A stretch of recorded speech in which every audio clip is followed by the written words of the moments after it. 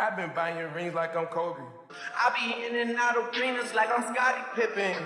Left my elbow in the pot, a la Vince Carter. Bitch, you wasn't with me shooting in the gym? James Harden with the range on me, nigga, way back. Coach, they won't knock me off my pivot. Get it. Niggas underrate me like Jalen Brunson, but yo, I'm leaving with something. Been flowing stupid since Vince Carter was on some through the legs arm and a hoop shit. Fresh Prince jacket, boy, I cook them to the inside out. Ladies and gentlemen, if you don't know, now you do.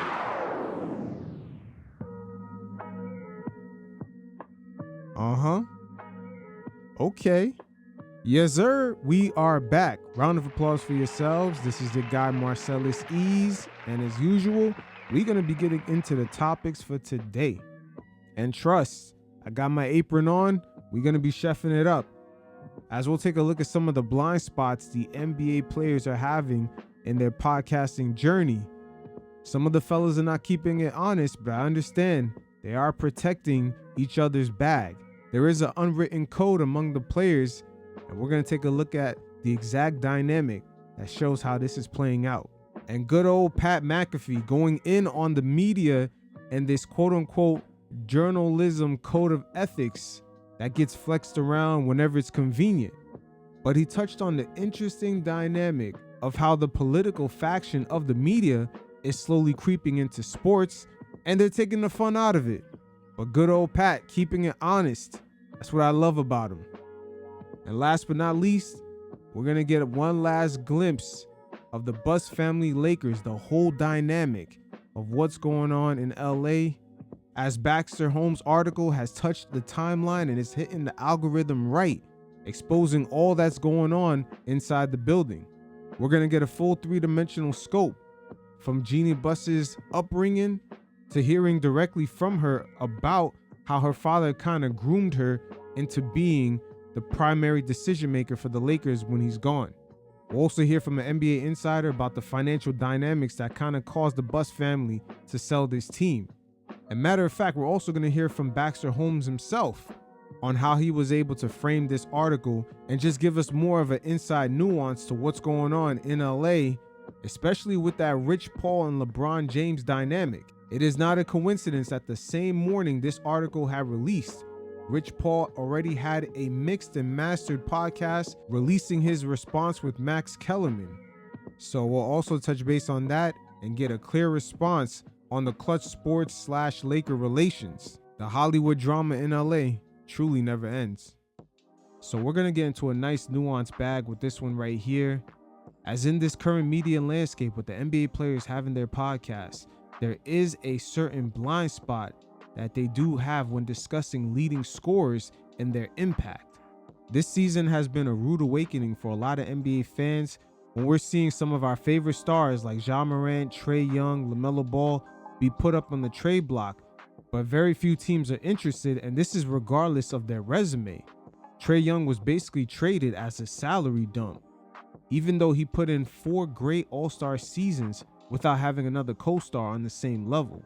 Also within that time span, the NBA had tweaked the rules a little bit back in 2021, taking away those non-basketball moves. Guys like James Harden and Trae Young used to really cook with that. No more arm hooking and just baiting guys into fouls, just landing sideways after taking a three-point shot. All that gimmicky shit has been taken out the way. And let's not forget, just a few seasons ago, when everybody was having those 70-point games, especially after Luka had went off against the Hawks, the NBA had met up with their competition committee and tightened up the defensive rules. Certain players did make their adjustments, guys like Jalen Brunson and James Harden, who have more girth. These guys have much more of a stockier build than Trae Young. So there's definitely a lot of nuance to this situation right here. And the fellas from Gilbert Arenas' crew has sat down and spoke about the nuances of certain leading scorers not necessarily having the same impact. And the blind spot that certain players have when discussing this topic was very apparent right here. Kenyon Martin was put in a real tough position where he almost had to admit the truth about another leading scorer that was on his team, Carmelo Anthony. You guys check it out, and every once in a while, I'll check in. Him going to Washington, you building around him, it's the same shit that you did to Nick's point, it's the same shit that you did in fucking Atlanta, right? Put him around better pieces And I think you get a different person. Do you get a better person? You get a different person. Do you get a better person? Who was that person that made it to the Eastern Conference It was Finals? the style of play that allowed him to be him on a team where he could be a 25-10 guy. That was my team situation. Yeah, we don't know what the situations are there for who knows. History shows to us that star players who go play with other star players and have to take a back seat do not become better players. That is facts. Rashad McCants is getting into a bag right here. And this show is much better off without Gilbert Arenas chiming in because he tries to protect players a little bit too much.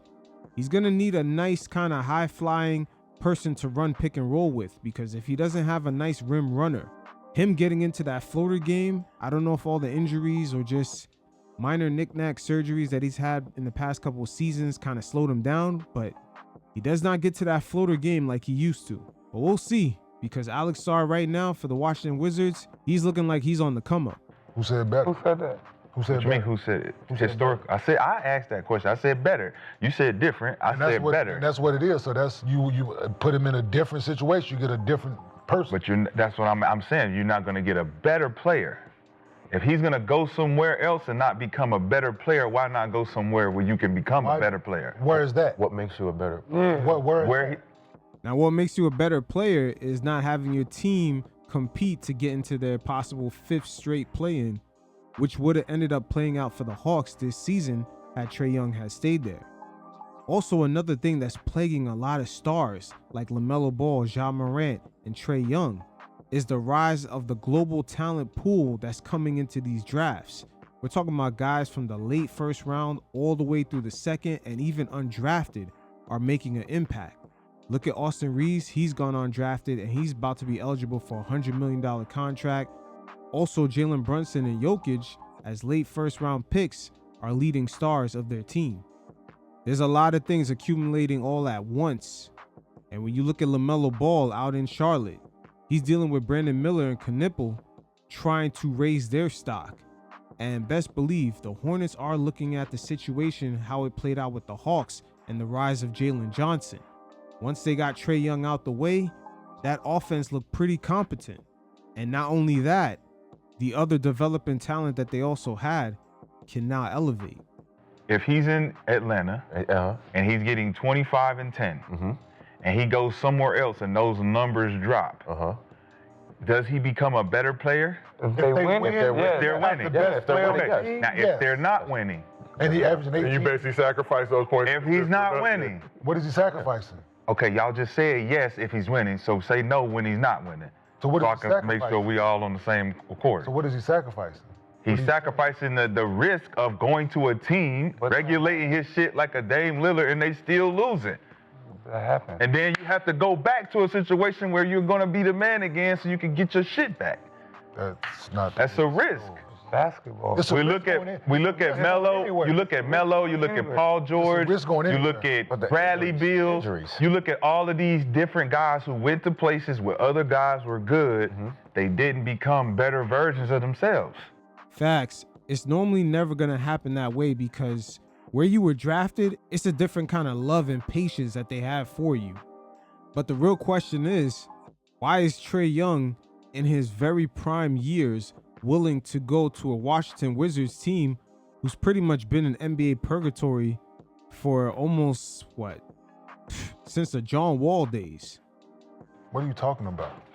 Melo made all NBA team when he went to New York. So when I'm not talking about New York. Well, that was his change. No, I'm talking about after that. I'm talking about Houston. So that ain't, he went from Denver, he went from Denver but he to New York. NBA, he wasn't This all is Trae's first move. This will be Trae's first I'm not move. talking about that though. So we talk, this is I'm not talking about that. Well, I'm not talking about that. So you don't want to talk about facts. I'm not talking about that. No, I'm talking about what I'm talking about. I'm not talking about. talk about that. But Hey, hey, Kmart, man, I feel you. You don't want to get into the nitty gritty of what that was really about. Once Melo went to OKC, things were never, ever going to be the same. And that exact scenario is where Trae Young is at right now, even though he's a little bit younger. The fact that the Hawks were not winning with multiple variations of their team. And also, they were headed to possibly their 5th straight play-in season. The proof is in the pudding. The Hawks couldn't even find a team president in the last 3 seasons. That's how that whole situation with Trae Young is kind of it's a little bit of a clusterfuck. It's kind of a situation that no one wants to put their foot in. Every NBA team since 2020 have been climbing up in net worth, but yet the Hawks can't find a team president for 3 seasons. Nobody wants that job. Get out the conversation. I'm talking with let's talk. We don't talk about that. So I'm talking about when this nigga go to here. When Melo went here. He went to New York Knicks. When PG left. He went to New York Knicks. When he left the motherfucking Pacers. He was about MVP. His first move. Regulated. Because who was he playing with? He had his best years, but he wasn't the better version of who he was in Indiana. He finished third in MVP voting that year. He wasn't the better version. PG was PG in Indiana. That's what got him $90 million. That's what got him the money. That's what got him the recognition. So what? Yeah, I see where McCants is getting at, because PG could not be PG in OKC because that team belonged to Westbrook. The same way Trae Young is going to Washington, but they already have their set of young guys that they're trying to develop. Once again, with stars, once you leave that team that you originally drafted in, it's not going to be the same love. That's probably one of the reasons why we see Ja Morant is kind of singing a different tune right now, wanting to stay in Memphis. Speaking of Memphis, just like the Charlotte Hornets, they have a lot of young talent. You're looking at Zach Edey, Cedric, Jalen Wells, and Santi. This is what it is today. The influx of global talent coming into the league is so big that it's really going to benefit the smaller market teams who already rely more heavily on development. And guys like Ja Morant, LaMelo Ball, they're going to have much added pressure to perform, especially on their rookie max extensions. The same scenario eventually is going to come up for Paolo Banchero down in Orlando. Did he finish went down MVP from vote? there. Did he finish MVP voting in Indiana? I don't remember. So he finished, well, if you don't remember, the facts are he finished MVP voting in OKC. And what happened after that? That year in OKC, what happened? So what are you saying? Did he go lower after that? So what are you MVP? saying? So what are you saying? Did he go lower after that? He went older, in though. the Acting like we MVP conversation. After the MVP conversation. So your point did he is go what? down? So your point is You what? talked about an old Melo. So your point is what? No, That's what I'm like, come How on, old man. is- how old is Trey? Yes. Trey's 27, 28 years old. Okay, so the same age. No. The same ages. No. And he had a Yeah, Melo was in his early 30s in OKC. I believe he was about 31 or 32. And Paul George was still relatively in his prime, but once again, he'll never get the same kind of ability to play with a certain level of freedom, knowing that you have the keys to the franchise. After the season where he finished top 3 in MVP voting, it pretty much remained stagnant or just went downhill from there. torn. Melo went to Remember, New York Paul George tore his ACL. Regardless. Trey turned 27 in September. Melo did go to New Talk about their first move. Listen. Talk about their first move. Regardless is when you go No, to ain't a no team regardless, with better teammates. Ain't no regardless nothing. The man was the MVP vote. Your actual performance is risky. It's risky for you to go up or go down. History has shown it. Okay. Okay. Period. basketball, though. So what's your Period. point? So he has a risky choice to make. And let's not get it twisted. Also for Luka Doncic, it is a risky move that he's in LA. The Lakers maximizing his prime years is not a guarantee. We're slowly going to find that out, especially with Rob Pelinka not knowing what the fuck is he doing. To go with a team like Houston and regulate his fucking stats and his performances to a risky ass situation where it's like, man, are you still the Trae Young that you used to be? You want to The go same to shit that happened with where it's Dame. safe, where he can shoot every shot he wants. That's what you're saying? Yeah, basically. So you get every but shot, the don't point mean that that your he's right, performance yeah, is better, you though. get So every what shot was he doing in Atlanta? What was the reason he was a 4-time All-Star? Because he made winning too. Because he's what? He was Not because he's hooping. They was Y'all winning, niggas though. is so weird. He with was this hooping. shit. I just said Who was on his team though? Hey, Rashad McCants is in a bag right here. Once again, Trae Young is in a list of very few NBA players to make consecutive All-Star appearances with no other co-star. We got Michael Jordan, Mitch Richmond, John Wall, Jokic, and Trae Young. So he did have the breathing room to just do him. And let's not forget, in 2021, the NBA had dialed back a lot of those non-offensive basketball moves that was just drawing so many fouls. Guys landing sideways when they take jumpers, just stepping backwards into someone while shooting. All those non-basketball moves had to get the fuck up out of here. And the rules were so slanted in the side of the offense that the league had to dial it back even further in 2024, with Luka having a 71-point game, Embiid. It just seemed like every other week somebody was hitting 65 plus points per game. Adaptation for Trey in today's game is a must. So they made him an all-star? Goddamn, man, let's talk who was on his team. Yes, he was doing his own thing. He had his own style of made play. him an all-star. Yes. His teammates made him an all-star. Nobody was on his team. He was just Trey Young show. 11 assists. Yeah, yes, 11 assists to who? 25. Capella? And 25. And they were No, listen, bro. He averaged 25 and 11. They went to the When did they win? When nobody What else did they all-star on win? his team. They went to the Eastern Conference Finals. What did they win, nigga? When nobody else on all-star. Everybody that You been just gonna there shrug did your it. shoulders and deflect. What did they win? They went to the Eastern Conference Finals. What did they win? They went to the Eastern Conference So I Finals. just Talking to a give goddamn you brick information. wall. Trey's first year as an all-star. What did they win? Trey's Who first. else won? Yeah. Who and who? T was on that squad. Who and who? He carried them, right? So he was an all-star. I'm carrying them. So who made him Because an it's my all-star? style of So who play. made him an all-star? But you had John Collins He having made the him an 22 and 7. No, I thought you just said his teammates did. No, I didn't. That's the fuck you did, He sir. said he didn't have a team, nigga. You just said this. I said No, the he team made him didn't an have a all-star. team. You said yes. His style of play made the team. You said yes. No, I nigga. didn't. Yes, you did. You said yes. Y'all niggas shake y'all head no before I finish the fucking statement. Y'all, I'm not listening to y'all niggas. This nigga Y'all said haven't even yes. finished the statement. Y'all already saying no. I said if his teammates made him an all-star, you said yes. Come on, man. I heard him say that. And you Listen, heard him ask that his question. teammates did not make him. He made the All-Star because there was no one on his team. I literally said that. He was the system. And I asked y'all who was on his team. None of that shit. I asked y'all who was on his team, and You ain't y'all said sat nothing there. about no fucking system Y'all or sat there nothing. like this. Better You than talking about that. the same players that helped him get to the Eastern Conference Finals? Nick, For that style. Nick, you talking about them guys? He made it. He made it, right? With those guys, right? He made it. Who are those guys that he made it with? Are they all-stars? No. They are the same niggas that the Washington Wizards. Nah. So what? Collins So is- what? They're the same John niggas that the Washington Wizards. That he can go to the Washington Wizards and still build around him. No, you He can't. can be the centerpiece. No, you can't. Which is where he was successful. He was most successful second doing in what? the Nigga? He NBA made it to the draft. You just made a point. He made it to the Eastern Conference Finals. Yeah. He made it to the Eastern Conference I'm Finals. just He trying to won the figure Eastern out Conference what Finals. So who did he win with? He won with nobody. John Collins is nobody, right? Where's John Collins at right now? Where's DeJounte Murray also? The Hawks traded multiple first-round picks to get him. Again, there was multiple variations of this Hawks team. Trae Young went through 3 different head coaches, multiple roster changes, and now with the rise of Jalen Johnson, a player that they drafted that had to build himself up in the G League, the Hawks got a rare chance to see how the team operated without Trae, and that offense was looking pretty competent under Jalen Johnson. So right here, I understand where Kenya Martin just want to avoid certain topics because the players, they do have a blind spot within the media landscape when they talk about other stars and their impact. We all understand that there's a branding component to it and also not fucking up their money. Paul George is another example of a player on his podcast who bigged up Cam Thomas of the Brooklyn Nets, but yet didn't really want to acknowledge that his points per game had no real impact on winning.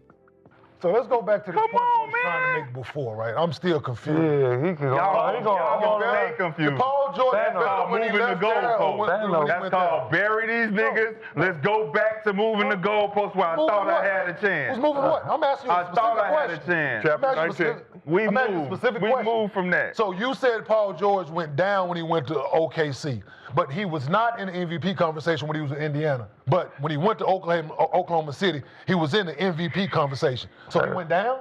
Preferred. That's Trae Young's preferred places to go to the place that I'm talking about? The Washington Wizards. God But- damn. just- I said that- Cool. God Yes, damn. our opinion, what we thought. God damn. But the thing is, And he want to go there. the This Wizards. ain't got nothing to do with opinion. This nigga want to go to the place I'm talking It about. does go to the pin because it was asked. Like that still But doesn't mean he's gonna get his bag. Yeah, The Wizards have cap space. We were asked if it was a good fit, so we was asked about our opinion. So what are you talking about? The Wizards being Trae Young's preferred place kind of proves McCann's point. Yeah, but him going there still doesn't mean that he's going Now to it says now it Preferred comes out. destination. Now it I comes out. want to go there. After Josiah asked us our opinion, now it comes out. So We want to get I paid. think he can go to the Eastern Conference Finals with the Washington Wizards like he did with the Atlanta Hawks. And how far away do you think that is from happening? Okay, just make I'm just saying, based on Nick's thought process, It's fact. so you can Your thought do process, it. you want to settle for the Wizards to shoot. That's your thought process. I get it. He settled for the Atlanta Hawks. He was drafted there. He got them there doing the same shit you talking about. It kind of says he cares more about his numbers than winning. These are interesting times in the NBA. The landscape right now with the owners setting things up where teams are afraid of hitting the second apron, money seems a bit more scarce than it used to, even though the league just signed a brand new TV deal for almost 3 times the money. It's forcing teams as well as stars to make a lot of tough decisions to either salary dump certain players or even force guys to play in places they normally just wouldn't choose at the prime age of 26, 27, 28. Hopefully for Trae Young, he gets into the gym and kind of bulks up his body a bit, the same way Stephen Curry did, to add more versatility to his game. So we are definitely in interesting times as Pat McAfee has thrown a wrench within the sports media landscape, especially among the quote-unquote journalists of the industry who, for the most part, pre-social media, really went unchecked. And now, due to technology, the landscape has definitely changed. Guys have more of control of distribution, of getting their voices heard, and it's caused a lot of the lines to get blurred in regards to the coverage around sports. Today, we're mainly seeing the rise of the personalities, and it's not just sports, it's also in politics. And even between the two worlds, the lines are further blurred, as a lot of the culture around the personalities of politics is spilling into sports. The Shannon Sharp archetypes, where I stand with LeBron no matter what. Shannon is not a political person himself, but just that stance, it's new to sports coverage. And just like in the political debate world, a lot of the banter is scripted. And many of the journalists on the sidelines are looking almost at the old rules of the media game disappear right in front of their eyes. Pat McAfee right here calls out the media for the way they treated the reporter Lynn Jones, who's had over a 30-year career, questioning her credentials in a way. And his call out was a lot more than just this current situation, as sports today is perhaps the last monoculture left within the, I would say, television or just media sphere. And with that real estate, there's a lot of people on the political side that have been trying to ease their way in, so they, and mainly their financial backers, could put their influence on the masses. You guys check it out, and every once in a while, I'll check in. 27 seconds of, hey, yeah, good stuff. And then, you know, everybody in the sports journalism world say, this is out of line. This unbelievable. Can't do it. Can't have it. What are we doing here? We got deadlines. What's your deadline? A tweet? What are we even talking about now in 2026 about a deadline? Everybody's on a deadline. First tweet out wins in everything. We are all trying to post stuff now at the same exact time. Now, I know you got to write an entire article, and those 27 seconds can certainly change, especially if those 27 seconds are supposed to be meant on miserable, terrible things, okay? If they're supposed to be miserable, terrible things, those 27 seconds aren't wasted. If those are dumb questions about things that you don't have right that happen on a football field that you just thought were happening, those 27 seconds are A-okay. But a positive, hey, you did good for us this year. We appreciate you. For 27 seconds, can't have it. No place for it. Can't have it.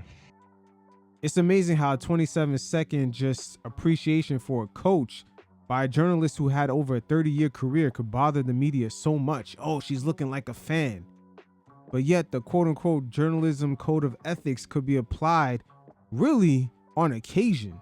There's a lot of reporting being done with anonymous sources, and a lot of the time it's proven to be false, especially during the Kawhi Leonard free agency. There was a few media members from Ohio putting out stories that ended up not even being anywhere close to the truth, but yet they hid behind anonymous sources. Once again, there's a lot of mommying going on, the same type of vibe that we've seen from the political landscape, with just, oh, you better do this, or how dare you say this. this type of mommying auntie energy needs to get the fuck up out of here. And it really stems from the scripted political debate realm of the internet. The personalities from that world are slowly trying to creep into sports, and they're trying to blur the lines between the two and apply the principles from that world. Prime examples of this is guys like Emmanuel Acho, Ryan Clark, Kerry Champion, Keith Olbermann, Jason Whitlock, Stephen A. Smith, and even Malika Andrews. When she first joined ESPN, she tried to politicize everything, and now she sort of stepped back away from that. It's like, what a weird thing to come out publicly and say, this is disgusting. Who do you think you are to say that you think that's disgusting and it matters? Like, that is a crazy thing about the sports media people. And I put a post out this morning about it because I've thought about it a lot. I've wondered why our show works.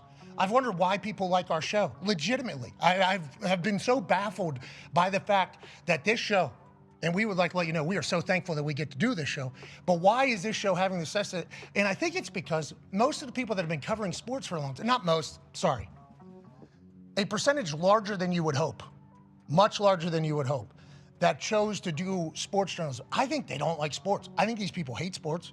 I think they're political journalists by nature who preyed on sports as an easier path to be able to get into the biz. You know, sports journalism is everywhere, sports media, bum, bum, bum. I don't think they like sports. I think they cover sports. I don't think they like sports. So whenever you're always looking to kill something because you don't like it, I don't know if that should just necessarily be the only thing considered as journalism. Now, Pat is cooking right here, and I'm gonna add on to this. With the ratings declining on linear TV and sports basically being the last piece of monoculture, it's a really valuable real estate right now. And that is a very strong way to reach the masses. We're seeing an attempt by some of the personalities and the factions that back them to spill over into the sports side and kind of blur the line in between the two. I would say the money is a lot more for these personalities to make on the political side.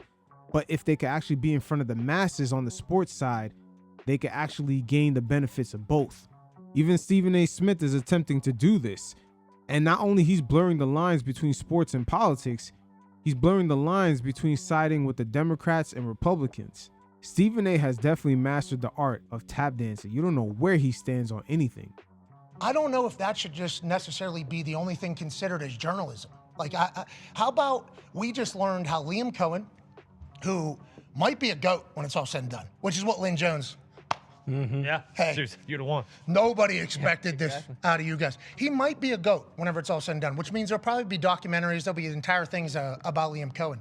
They'll be able to now know exactly how he was in one of the most miserable moments of his life because Lynn Jones provided him with a compliment. He was classy, he was had a lot of humility. He did not bury her, he did not get uncomfortable, he didn't deflect, he didn't do anything. He was just a humble, classy dude in a miserable time. Whenever he knows that he let down his team, he let down everybody. He feels terrible in that moment. So I hated the grandstanding about how that's terrible. That's good for sports, okay? Sports are supposed to be an uplifter. Sports are supposed to be a unifier. So if somebody who just so happens to have a pen or a microphone in front of them wants to say something positive about sports, that should be allowed. I don't think that should be something that's necessarily, like hated on. But I guess if you go to the same exact journalism schools, or you come from the political world, nobody's praising anybody unless they're on the same side. Once again, there's factions that understand that sports is basically the last, I would say, monoculture where they could really reach a mass audience. So whatever propaganda or just whatever narrative they're trying to spew, that is not only the place to do it, there's also a big bag of money attached to it. And you're all taught the same exact things about what you're supposed to do, whether it's sports or politics or medicine or all this shit, you're automatically going to be trying to pick things apart because everybody's in investigative journalism, which I respect the people that do that. I think they make the world better, but it's like, not everybody has to be a miserable prick. Like that isn't how you have to be. Sports are allowed to be like that. So I thought that was a good moment that happened for all of society to realize how some of these people are. Like, these people are just miserable. So whenever you're reading something happens and you're reading their angle, it's like they were not going to be able to find something positive in anything, like at all. So just remember that as we go forward. Yeah. And that's my grandstand. That's me riding a high horse saying because you all are miserable and hate sports, our show has been able to exist. So we appreciate you for it, but it would be cool if you got on board with sports being a unifier in a good time because the world needs it, maybe now more than ever. There's always been a portion of the media that has always made content for the approval of the industry. It was never necessarily for the audience because at the time they controlled distribution. So if you turned on your TV, whatever was being shown was kind of shoved down your throat in a way.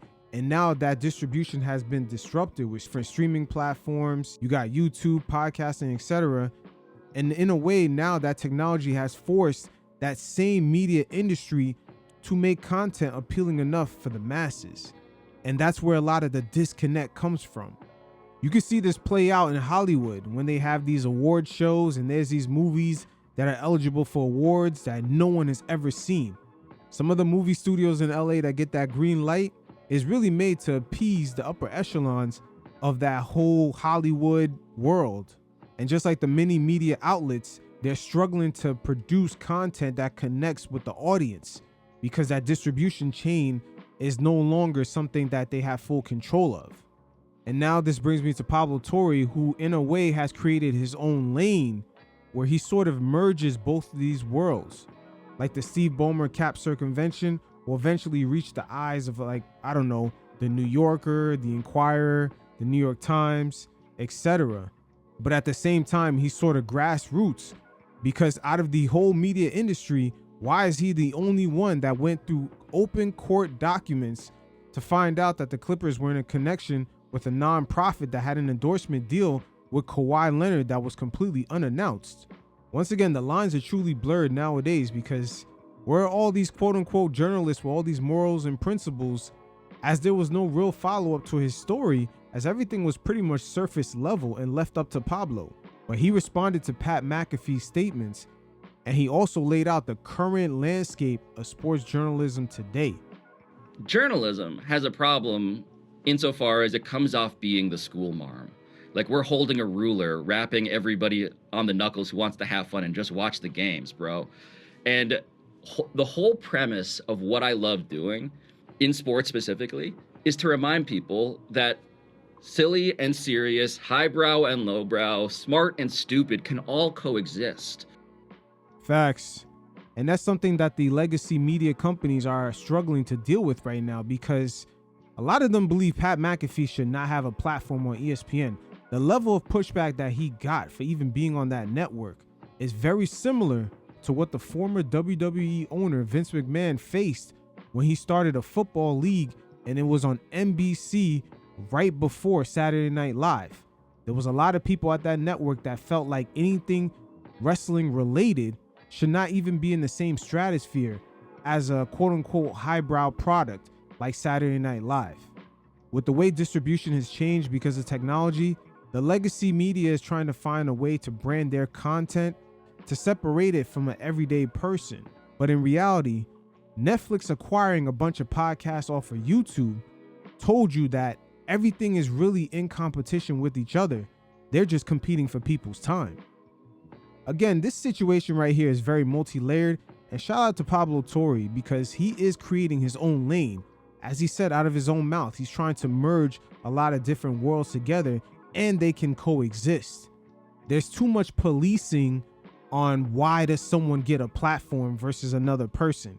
It goes to show you legacy media has a lot of, favoritism, or I like you, so let me put you in this position here versus someone earning it. There's a lot more of that going on within that ecosystem. Now they have to operate on the online world, which is not really a pyramid, it's more flat.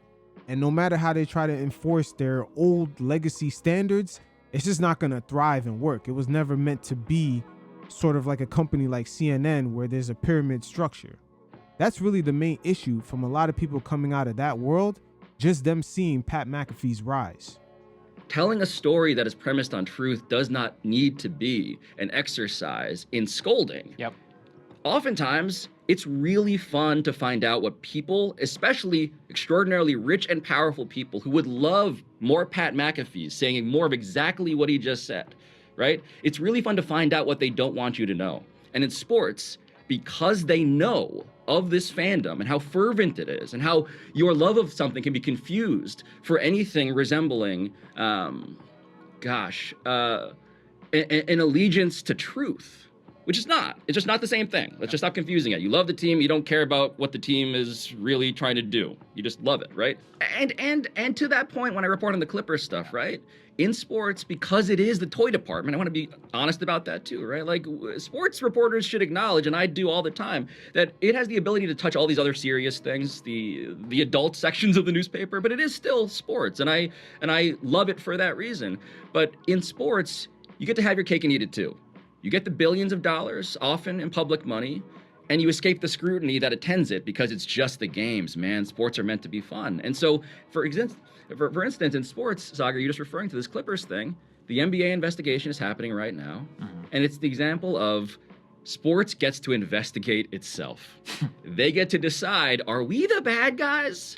And so it's left a lane, frankly, for me to come in and be the guy who tries to, make people realize it can be fun to know the truth, but it's a lot easier and a lot more financially incentivized to just say, can we just have fun?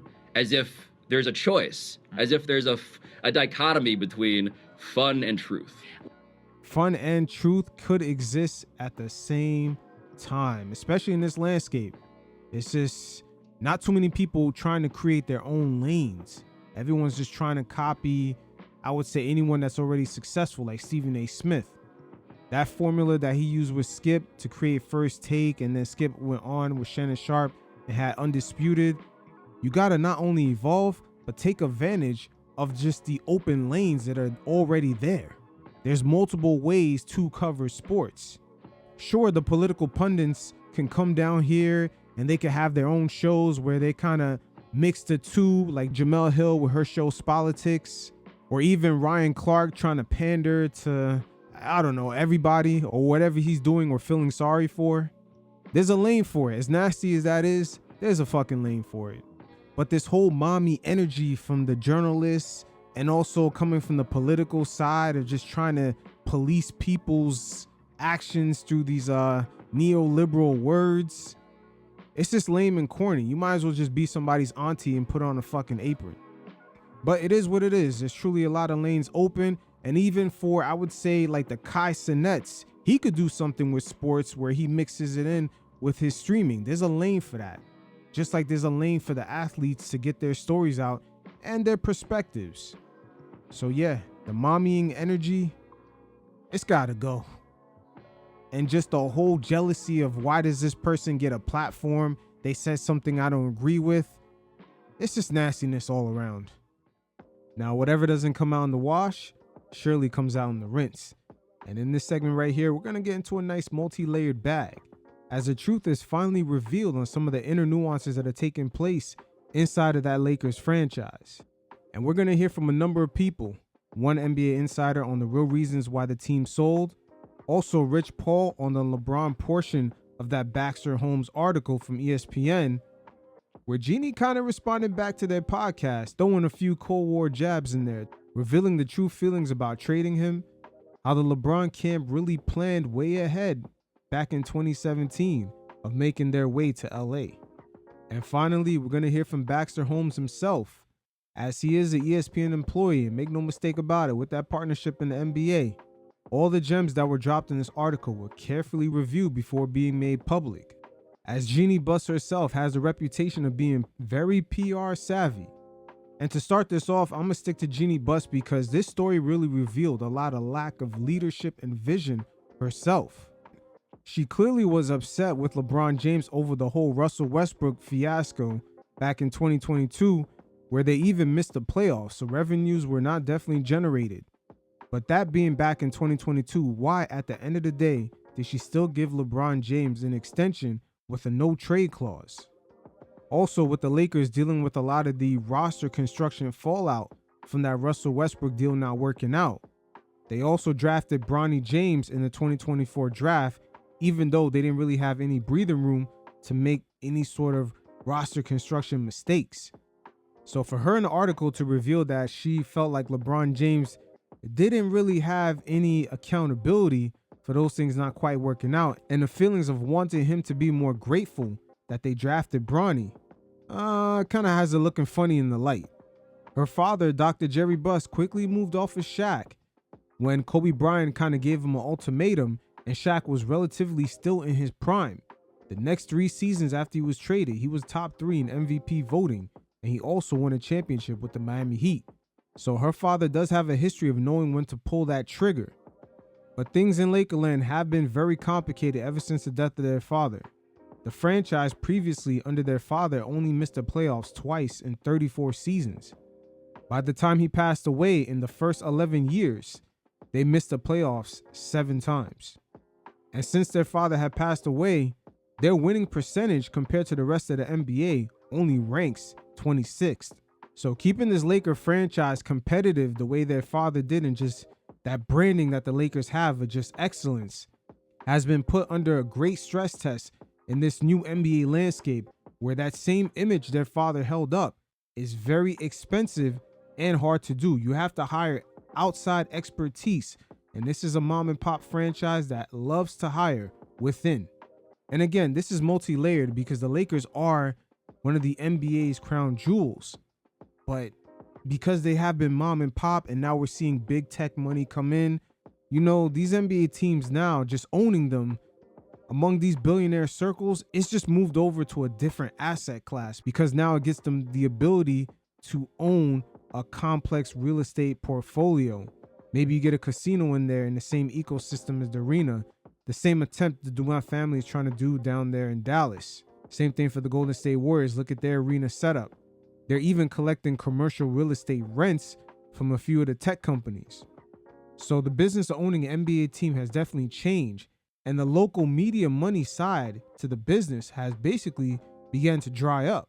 Again, much innovation is needed, and Jeanie herself is going to have to be a shark to do so. But interesting enough, she actually spoke about how her father was sort of giving her small tests here and there when she was a lot younger in order to see if she had the makings of just being the commander-in-chief of this NBA franchise.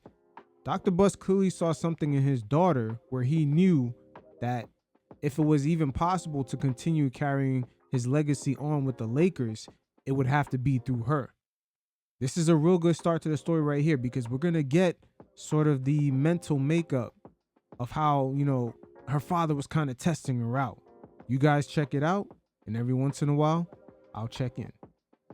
I value a player's career because it's such a small amount of time that a player can be, playing at his top level. And, we had to really, I'll tell the story about, my dad was a great poker player. He was actually ranked on the World Poker Tour, and he would always try to get me to play poker. He tried to teach me the game, and I was a terrible poker player because I can't bluff. I can't, I'm just not good that way. And I'd get frustrated, and then he'd get frustrated with me. And he goes, I want you to know why I'm trying to teach you this game.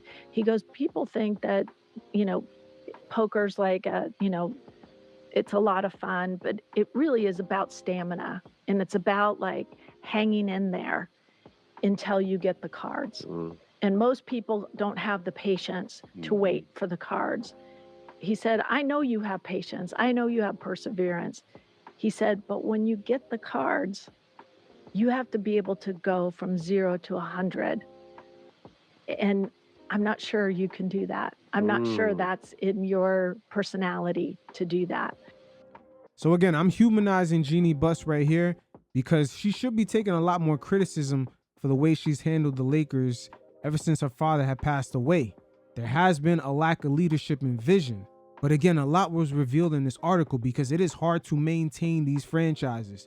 Dr. Buss, even though he had all the success of Magic Kareem throughout the 80s, just making all those NBA finals, he still had financial difficulty by the time it was 1991.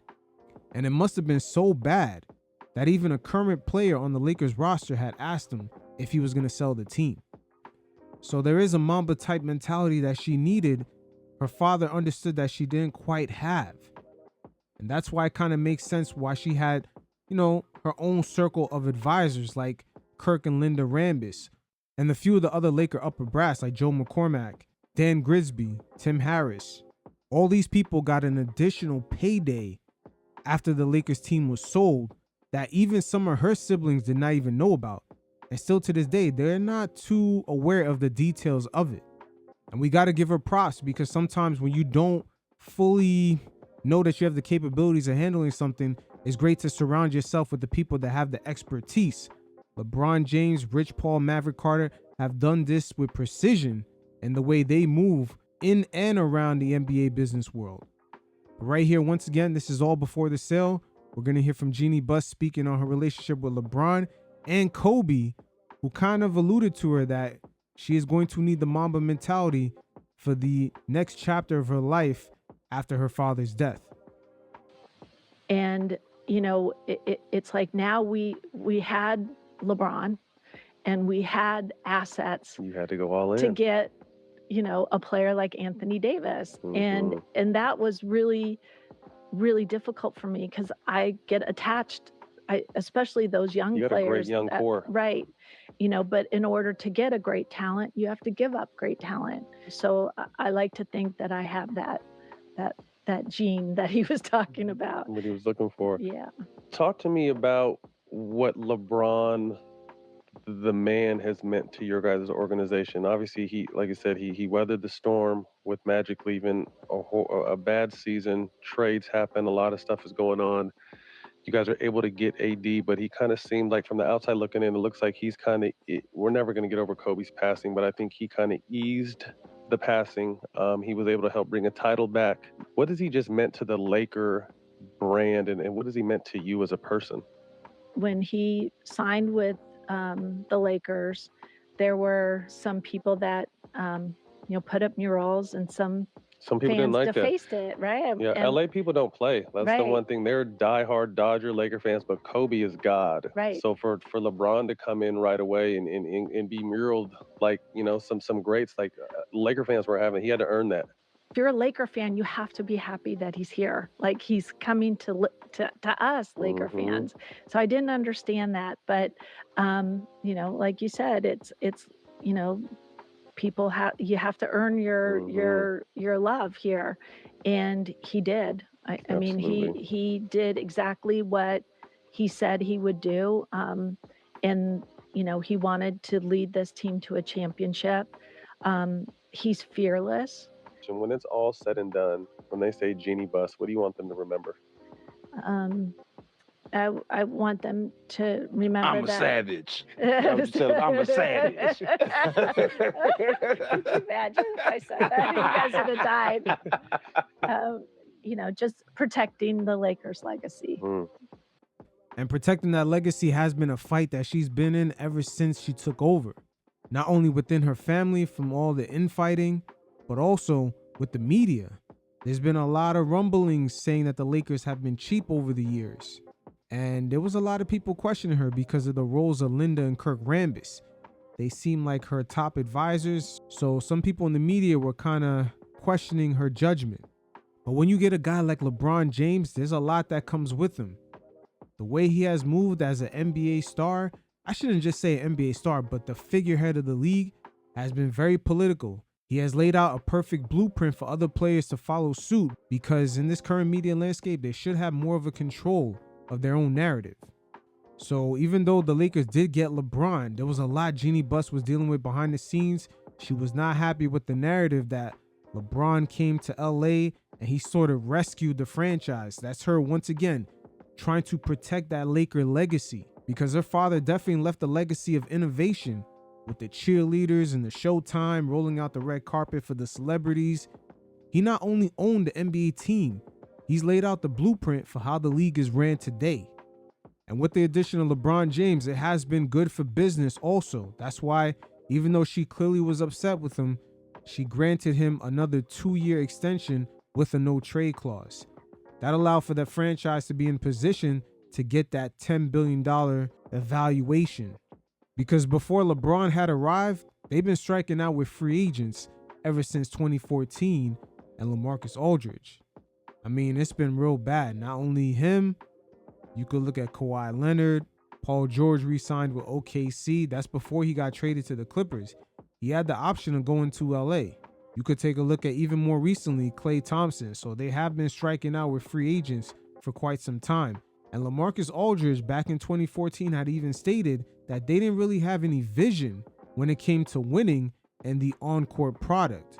So once again, Jeanie has been fighting to keep that Laker brand, that Laker name that her father kind of put up on that Mount Rushmore of just NBA excellence.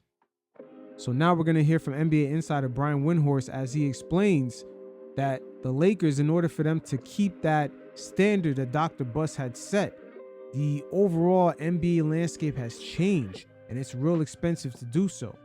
So he further elaborates on the structural changes that has led to this Lakers sale. You guys check it out, and every once in a while, I'll check in. Like, if you ask me the question, why did the Lakers sell? I think it's actually very simple. I think it's complicated because it's family, because everything with family is complicated. But the Lakers sale, in my mind, is very simple. And there were two reasons why the Lakers sold. One, valuations went crazy, largely driven by the Celtics selling for $6 billion. And that Middle East money wants into the NBA. The Lakers were bought with Middle East money, and know that Mark Walter led, and he is the governor. I guess Jeanie's the governor, but he is the controlling owner. But that group, Mark Walter's group, took on $10 billion from Abu Dhabi shortly before. I mean, I don't work for the company, so I can't verify that 1 week the other, but they took on $10 billion from Abu Dhabi, and then 3 months later bought the Lakers for $10 billion. They actually bought it for $6 billion, but $10 billion valuation. The influx of that Middle Eastern money and the Lakers just lifted all the valuations. So, maybe they knew that they could sell the team for $10 billion, but maybe they didn't think they could do that till 2035. But all of a sudden, the Lakers are now worth a lot of money. And the second reason they sold is because local television in America is collapsing.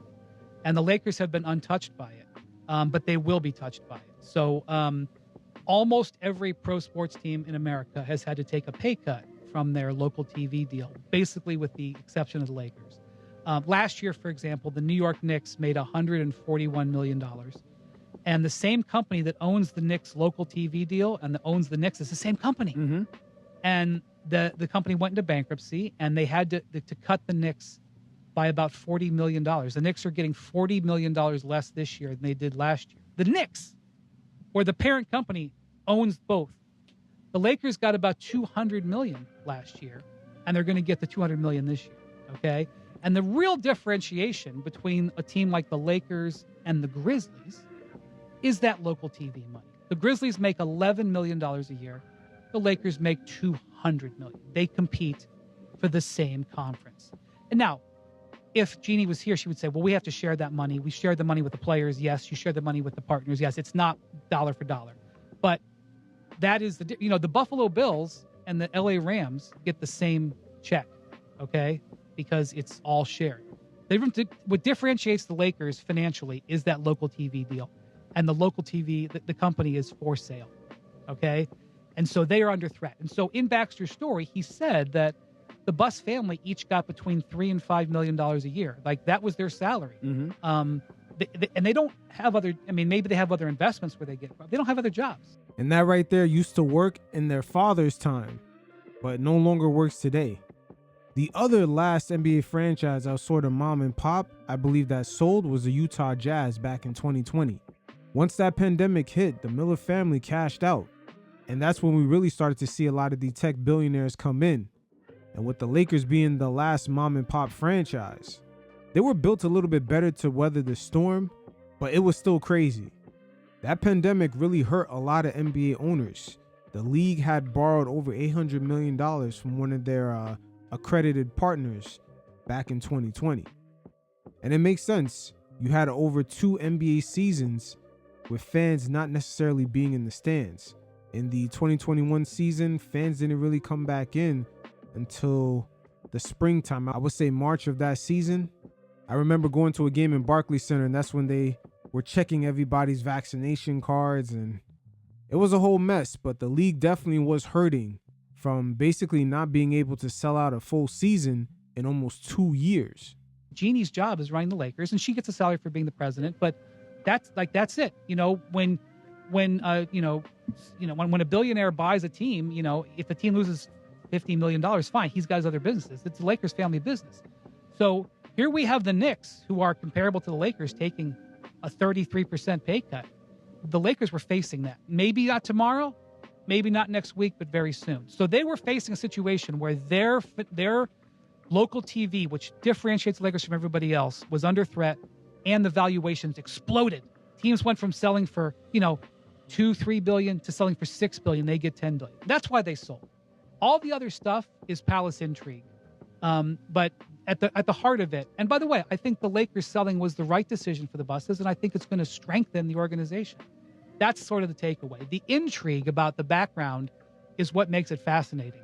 But I do think that Jeanie, regardless of how you feel about her actions, I think she made the right decision for the family, and I think she probably made the right decision for the Lakers. Facts. She definitely did. Laker fans, you can now step up because you watched in the past, I would say decade or so, the Golden State Warriors not only leapfrog you guys in relevance, but also their net worth has completely jumped over the Lakers. Once again, because of the Chase Center and that ecosystem that's around it, the Warriors are set up to make money whether Stephen Curry's there or not. And that's where Jeanie Buss and her family, from a structural standpoint, don't necessarily have the funds to sort of do the same. Owning the Lakers going forward and just trying to keep it within the family is going to have them looking like the Charlotte Hornets 10 years from now. Money-wise, it's just hard to compete. That's why all this private equity is coming in. She specifically designed this deal, and very clearly she put the deal together because Mark Walter was her partner. This is one thing that wasn't in the story, but obviously if you know the Lakers, you know that as soon as AEG, which owns the building we're in right now, as soon as AEG got the Lakers to sign a new lease on Staples crypto, Philip Anschutz, who owns it, he immediately sold his 27% of the Lakers to Mark Walter and his group. As soon as he made sure that his arena was going to be filled because he was losing the Clippers and he owns the Kings, so he wasn't moving the Kings. As soon as he made sure that the Lakers were here, he sold. Now that right there with Jeanie just re-signing the lease and having the Lakers in a building that they do not own, that is not the business model going forward for most of these NBA franchises. These new owners that are coming in are going to make sure that they own these arenas and the ecosystem around it. The business side of the game is changing so much that a lot of these teams are reconsidering even moving out to the greater areas of some of these cities in order to have an ecosystem and to take advantage of some of these areas, providing even better tax benefits.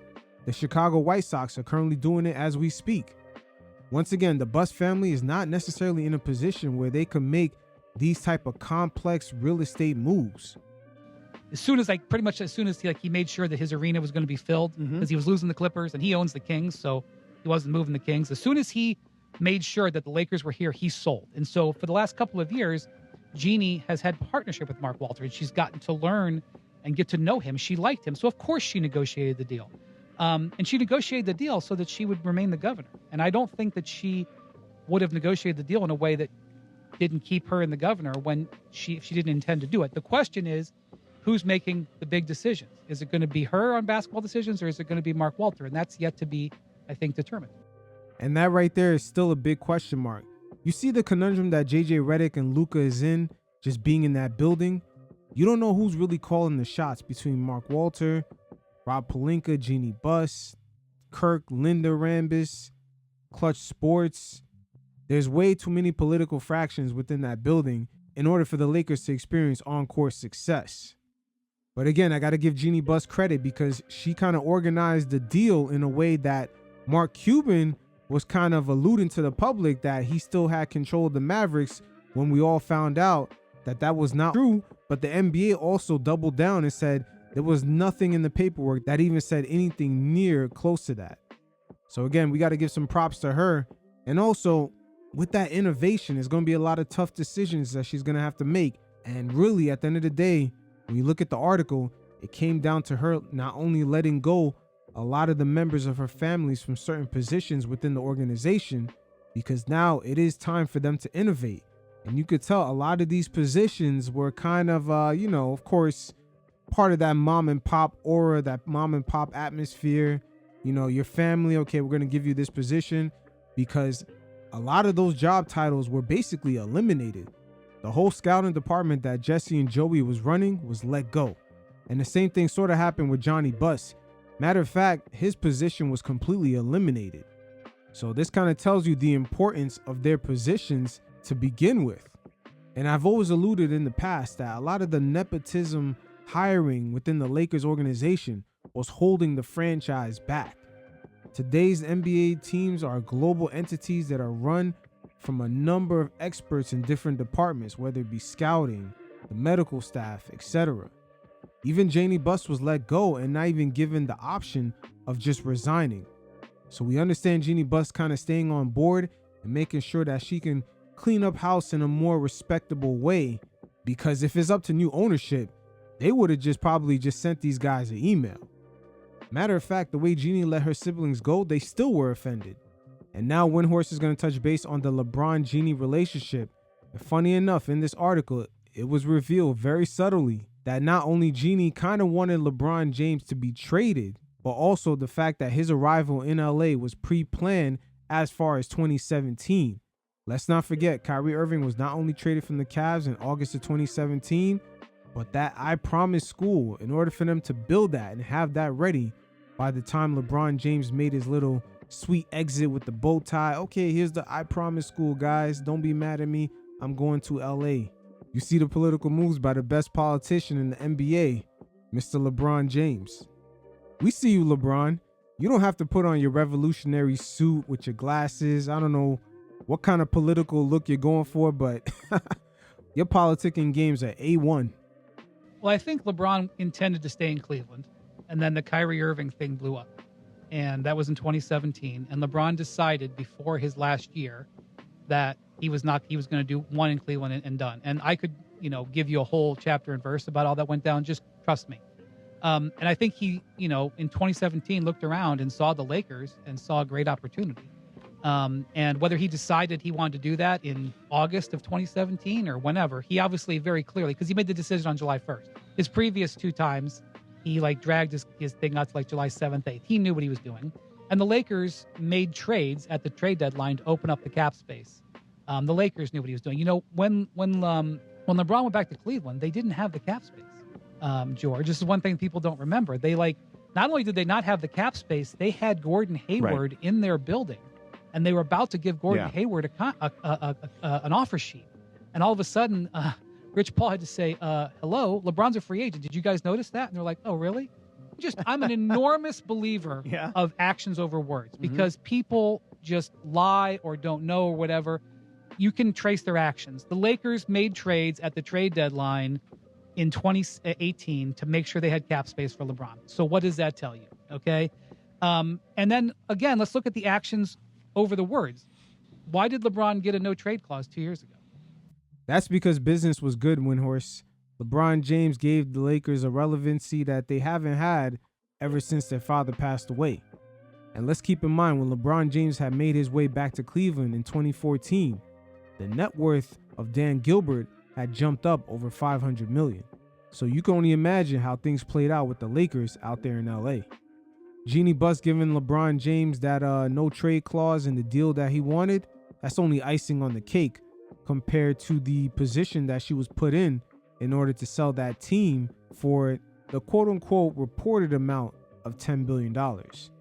I'll put the link in the description below of a video that I did where an MLB executive who was responsible for selling a baseball team had actually explained how that $10 billion evaluation is actually a little bit overstated. Why did he do that? Did he do it just for fun? Just to have it? Why did he get it? That's an action. Last year, the Lakers did not offer LeBron a contract extension. That's an action. So you can debate whether you believe sources and all this stuff, and there's gray areas or whatever. And as with anything, like when it comes to the Russell Westbrook thing, I look at it as one thing that you see when you're in the NBA a while. George, you know this. You have these conversations. When a team makes a really good draft pick, There's a line of people. Oh, no. I saw him when he was 16. Oh, no. There was this workout in Santa Monica. There was only one person there. I called under the fence. Oh, no. I knew his cousin's uncle's brother's wife. And everybody, it puts it on their resume. Okay. But when it's a bad draft pick, no, that was Jim's. No, that was Tony's. Tony pounded the table. This is what happens with the Westbrook thing. The action, forget about that. Pay attention to the actions. The action, he got a no-trade clause, and they didn't extend it. That's all you need. And within that article, it was stated that Jeanie Buss was kind of she was kind of flexing the fact that LeBron James didn't get that extension. She kind of felt good about it. They even floated the idea of trading James to the Clippers. It makes sense when you think about it, because this past season, when LeBron James was going on his little tour around these arenas, the practice facilities, he stopped by Steve Ballmer's facility down there in Inglewood. But again, LeBron James has put on a masterclass on controlling his narrative. And that's something that Jeanie Buss, at the same time, she's actually defending her father's standards of just what it meant to actually run a Laker franchise, or just what the Lakers overall mean in the NBA lexicon. We're talking over 6 years before LeBron had arrived and Jeanie took over, that they were kind of fighting the narratives of just, oh, they don't know what they're doing. Look, they're striking out in free agency with LaMarcus Aldridge, etc. And the rumblings around the LA media, which people don't talk about too much, they have very similar characteristics as the New York media. Luka's going to find that out soon. The LA media was kind of hinting that the Lakers were kind of being cheap behind the scenes. So all these things eventually now through this article have got out. And Rich Paul right here, once again, LeBron James, Mr. Politician, has played his cards right. As now this Rich Paul, Netflix, Spotify, Bill Simmons kind of venture right here could come to the proper defense of the king. And they were quick with it too, because the same morning the article had released, Rich Paul and Max Kellerman were able to drop an episode that was already edited, probably rehearsed more than likely, and just carefully crafted a response. So Lakers beat the Nuggets, but actually what I want to talk about is this article Baxter Holmes had on the Buss infighting. Do you see this? I saw some of it, of course. I think I know what this is. In terms of the sale of the Lakers, how that. But let me give you my take on it, because I was doing afternoon drive here in L.A. for years and all over the Lakers situation. It's sad, and it's sad to me in the sense that Dr. Jerry Buss, who by the way, to me, the greatest owner by far history of American team sports, right? 10 titles under his watch, 10, and also trying to do it a certain way, hard enough to win a championship. He did Showtime, he blew it. And at the end of all that success, he was still financially struggling by 1991-92. And that was a mom and pop franchise back when quite a few NBA teams were in the same boat. Fast forward today, now you look at the landscape, there's a lot of tech guys in there. There's a few kind of private equity, kind of real estate moguls mixed in. It's a very interesting nuance that's going on with the league right now. I think his dying wish was to use the Lakers to keep his family together, right? That's what it seems to me, because why give it to your family and put them, all the kids, and put them in charge of different things? Why not just sell the team and let everyone enjoy the money, right? And the great irony to me about the Lakers is that Jeanie was in charge of basketball operations, and Mitch and Jim were in charge of basketball operations, and Jeanie is running the business, right? Think about when they made the deal for Chris Paul. Mitch and Jim did a great job, and they traded Powell and Lamar for Chris Paul. And at the time, was it both of those guys? Yes. And at the time, I was like, that's a lot to give up for a 6-foot point guard. 14 foot of front court in Pau Gasol and Lamar Odom for Chris Paul. Wow. But they had the guts to look at that deal, and in the long run, they'd have been right. That would have been a good deal to make. They still have Bynum? They had to have a big steal. Yeah. Okay. They did. Okay, keep going. So I remember thinking, it's a gutsy move, and then in retrospect, damn, that would have been great for the Lakers. And what happened was, Jerry Buss's, Dr. Buss's, the father, the patriarch who had passed, his wish to keep the Lakers, to keep his kids communicating and together, the opposite happened. Right? The irony is, the reason the Chris Paul trade fell apart was because when Mitch and Jim made the move, they were not in close enough contact with Jeanie, who was in New York with the owners. Because had they been, they would have known, guys, the temperature in this room, don't do this right now. These guys would come gunning for us, right?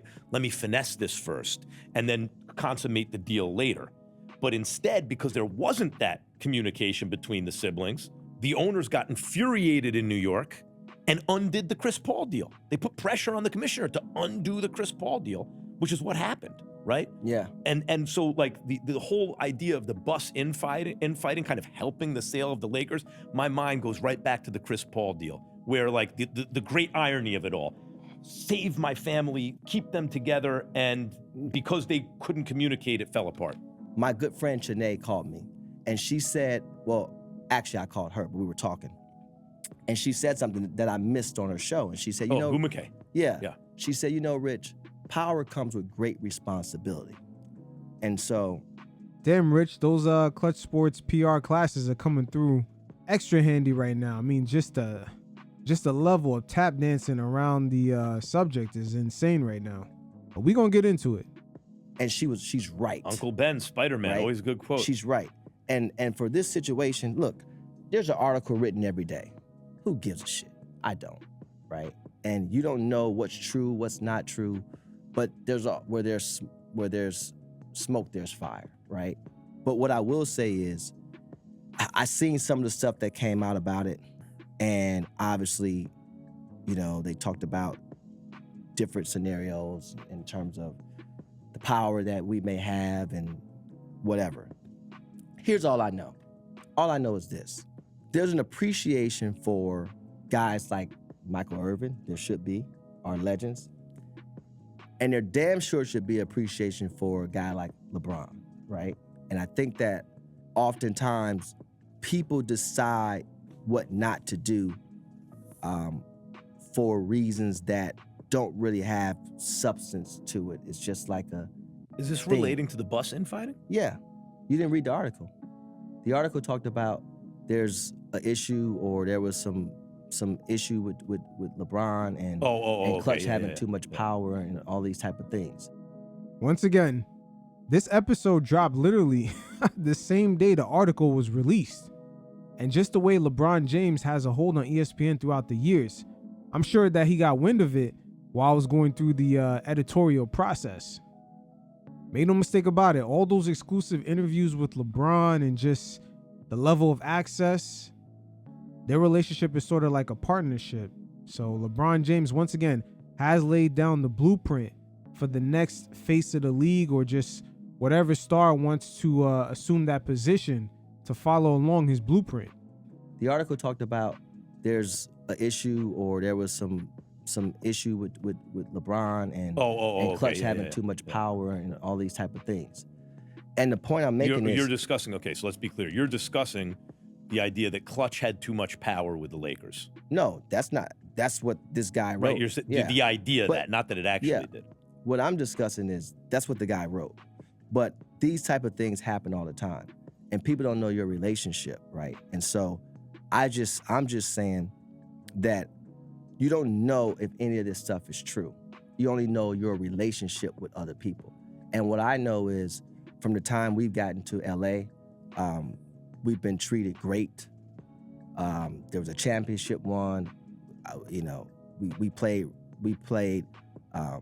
Rummy Cube in the bubble, had a great time, lunch every day. And, you know, I think when people see things are going well, they try their best to poke holes and try to manipulate relationships and things like that. And in any relationship, no matter who it is, no matter how long you've been with somebody, there's going to be some type of annoyance at some point. That's part of it, right? We're all human people. Yes, Rich, we're all human people, but I'm pretty sure Jeanie Buss had an issue with the fact that you guys, the way you position yourselves, it's almost as if you guys are bigger than the Lakers logo. That's more than likely the issue that she's probably had. And within that partnership that you guys had, sometimes it looks like the LeBron James portion jumps over the Lakers brand, or sort of holds them hostage. It's been a weird dynamic / power struggle. There's just no way other historical franchises in sports would ever accept being positioned this way. The Yankees, Manchester United, and England, there's no one player bigger than the program. But in a way, if you really think about it, the fact that the Lakers are even in that position, the leadership of Jeanie Buss should be put under a further microscope. But I like to focus on the things that were done, and were done well, and were done great, right? And every year you're fighting to try to reach a common goal. And when you're when you have the level of players that I've had, that relationship becomes a lot of times a partnership. And there's people that are very envious of that partnership. And so every day they try to put forth things and put out things and for what it's worth, when I was on the BS radio, information and so on and so forth. This right here is very understandable with all the infighting among the siblings. And we have the Rob Pelinka faction who are really Kobe loyalists. So they may not like the fact that LeBron James is flexing powers that even a true diehard Laker like Kobe Bryant never really got to have. I'm sure the many people within Laker Nation would not necessarily put LeBron James in the hierarchy of players who have the gravitas to sort of take over the Laker logo. Now when you have players like Jerry West, Magic Johnson, Kobe Bryant, Shaquille O'Neal, who three-peated and won 3 finals MVPs, Alex Cooper, Wilt Chamberlain, Elgin Baylor, Gail Goodrich, hell, even Pat Riley. Some of these people that are still alive today, where are they? They should be coming out of the woodworks, kind of offended on some of the positioning of the Lakers franchise coming out of the Clutch Sports dynamic. We're not falling for that. Nobody's falling for that. I'm not falling for that. I'm appreciative of what I would say was the last 7-8 years or whatever it was. It was great, and you won. So there's we've got a chip out of it. And so there's nothing to talk about there. When these type of articles come out, people want to take the clickbait. You'll see stuff floating around and floating around and floating around, and it's going back to the shoe. This is why I created the whole thing about being unbothered. You got to be unbothered by this type of stuff. I am. I mean, it's like whatever. I mean, to me, the interesting thing is the bus lack of, like the Jerry Buss. But the clutch, I don't get the into clutch the angle of family it, stuff. by the way, I was doing the radio show when KCP came to the Lakers. What you got KCP to the Lakers, 17 million or 18 million. Yeah, 18. Yeah, 18 million 1 year. And I remember what I would say on the air at the time is, give Clutch whatever they want. They're going to wind up sending LeBron here. Like, what are you doing? It's an inside job. You remember the Lufthansa heist? Security, you're looking at them. So I was very much in favor at the time of that franchise giving you guys the keys because it would get LeBron to LA. Now, you're saying that's not what happened. No, I understand. that's not what happened. No. How and looking back at it, it's not what happened. Like, no. AD was traded in the middle of the night for Luka, right? Like that's a Clutch client. So I'm not saying it's business. But what I am saying is, in retrospect, the Lakers, who were not going to sniff a championship, and even though it happened in the bubble and everything, they got a championship out of the LeBron situation. And guess what? It's great. You can stop there. Right, I agree. Let's appreciate that. Yeah. And I know who appreciated that because I was there. Right. So let's just gratification. Which bus child appreciated it? Why is it Put you on the spot right now. Why is it so hard for people to just appreciate things? Right. So why does that have to be such a hard thing to do? Just appreciate it. So on another episode, Rich Paul further elaborated on the Baxter Holmes article that sort of shook up the algorithms, and he further elaborated on the whole LeBron James contacted the Lakers ever since 2017. That probably threw Cleveland fans into a spin cycle, but at the end of the day, make no mistake about it, that Midwest region, LeBron James understands he'll need their support when it comes to upholding his legacy. You guys check it out. And every once in a while, I'll check in. Rich, you are in the news a lot this week. I'm not in the news. That's not true. That is not true. Google your name. You are in the news. First of all, let me guess. Sources says. Yes, sources. Okay. Sources, yes. Let me say something. On Wednesday on the pod, you said at a certain point we were talking about an article, and you said, Max, you haven't read the article because I was using it as a jumping off point to talk about the Lakers and how things were and how LeBron changed it and all this stuff. And also really about the Buss family and how You know, my whole theory about Dr. Buss left the team to try to keep his family together. That's why he put them in all these positions, and it didn't work out. But part of the article was about LeBron James. And Rich, I read the article. It's not really about LeBron James. It really is an article about the Buss family. And in the middle of the article, they insert a little thing about there's like a little insert on LeBron James, which seems to me to be clickbait. So it's definitely not clickbait. It's more of a response to your Cold War podcast with Rich Paul right here. Jeanie Buss, just like LeBron James, she's been at the game a lot longer and she is PR savvy. In a way, she sort of devalued him a little bit because the article let it be known that they were thinking about trading him to the Clippers, and there was a lot of reservations about even giving him an extension. So those issues lingering around since 2022, what does that really tell the rest of the owners in case LeBron James doesn't want to retire this season? Here's what I say, and I want to close the door on this. It was a slow news cycle, man. Slow news week. The way business works is, you know, you had the Lakers playing the Clippers Thursday night. So there was no trades happening around the league. And this is an opportune time to drop this article that really had nothing to do with me or nothing to do with him. I mean, at the end of the day, what I will say is this. When we decided to come to LA, obviously, LJ made the choice. There was really nothing that said, hey, there's any pressure for us to do anything, right? Just came back from 3-1. Everyone seemed to think they knew why he was coming to LA. Every platform thought they had the reason why he was coming to LA, and he wanted to be the 6'9" Denzel Washington, which wasn't true. And you know, when you have someone like Magic who was in the seat and you respect our legends, like I talked about the other day, and given to where when the decision was made to come, there was a lot of phone calls that I got, texts like, why, for different reasons.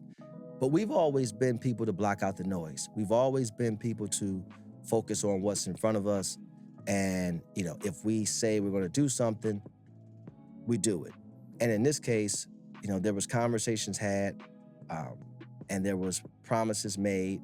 And I think those promises was made good on, despite what anybody had to say. There's Miss Mims, there's Gloria, there's Kathy, and there's Minerva. Those are the mothers of the four of us. And when you say the four of us, who you're referring to? Me, Mav, Brian, and Randy. And we were raised right.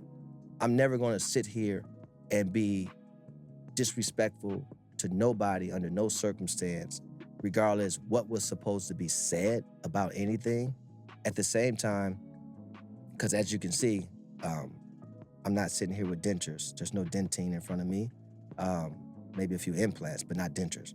But the point is, for me, when you think about the relationship and when you think about how people like to have drama, that's just not who we are. And so it's not so much as about what somebody was supposed to have said. I base things on what people do and how I'm treated, regardless of what somebody ever had to say. Are you referring to the Jeanie quotes in the article? That I'm preferring to what they said. Or not quotes, but what that wasn't quotes. Quotes, it was right. what was claimed that she said in the article. Yes. Yeah. And come on, Rich. That article was heavily reviewed by ESPN, which is in a partnership with the NBA, before this article came out. So people within the Lakers brass were well aware, and so were you guys in a way, because once again, the same morning the article dropped, you guys dropped a very high quality edited podcast with your response. I never felt that sentiment. Still Rich, don't feel that. Rich, let me say something, okay? Because I was here before LeBron got to town. Before he got to town, I was here.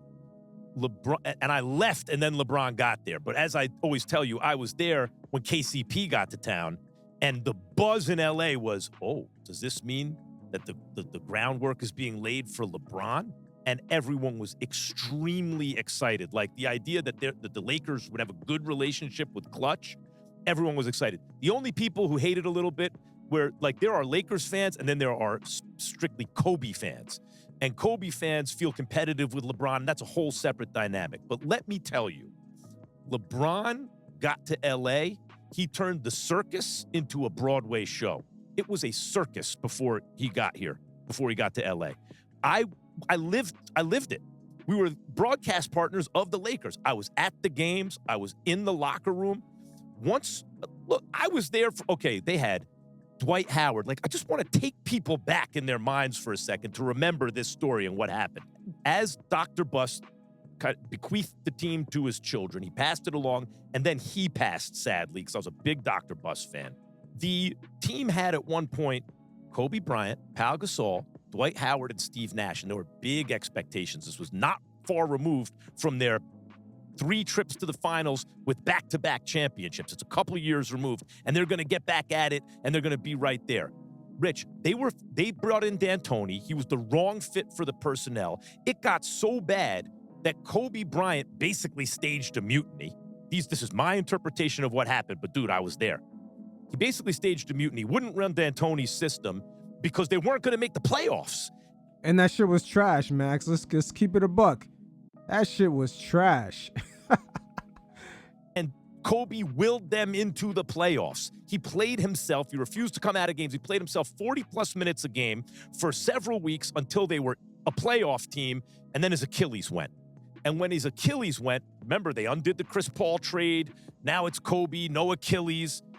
Jeanie handed him a $50 million contract for a year, and everyone's like, wait, what just happened? We were about to have cap space. But she was loyal to Kobe. She wanted to show, I think, signal to guys like you. Now that right there goes back to the beginning of this segment when her father told her, when you finally get the cards in the poker game, you got to go from 0 to 100.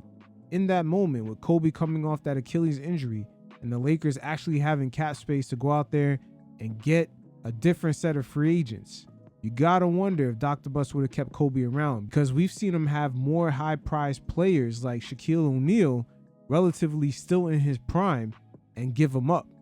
Kobe no doubt deserved the money, but that move right there, Laker fans do have to acknowledge, it did set the franchise back. That whole post-Dr. Buss era with Jeanie Buss at the helm. If you have a client like LeBron James, this is the way we treat our own, right? She was trying to show people how the Lakers do it. But meantime, the team was not competitive. Not Kobe's last game, which was amazing, notwithstanding. He took all the shots. He couldn't move anymore. He had nothing around him. The team was awful. They couldn't attract free agents. Nothing. If you would have told a Lakers fan, a real Lakers fan at that moment, do you know LeBron James is going to be here? We would have lost our minds. We were hoping and praying that LeBron was like, oh my God, could you imagine? We'd have taken half of LeBron James. Matter of fact, Max, you did get half of LeBron James. This is the weird part when he first arrived. Because remember, I think they had Lonzo Ball. They kind of had that young crew of players. Kyle Kuzma, Brandon Ingram. LeBron James showed up in LA as a free agent, and they won 35 games the year before. Now, even though LeBron James did have a few injuries that season, they not only missed the playoffs, but they still won the same 35 games. Normally, the LeBron that we all know prior to could lift a shitty team all the way into the playoffs. So, what version of LeBron did the Lakers truly get? Yes, he was still effective and he had impact, but the days of him just putting everything on his shoulders and carrying a team, that version of LeBron was gone. And him alongside AD could get you to a championship. But the work that he used to put in before, like bringing that Cavaliers team without Kyrie Irving to the finals, that version of LeBron, yeah, they did not get. You give me Jimmy Butler and someone else back then, and Lakers fan, but LeBron James? And then the fact that he got to town and won a championship. Like, it's unbelievable that is not perceived by anyone as anything less than a resounding success.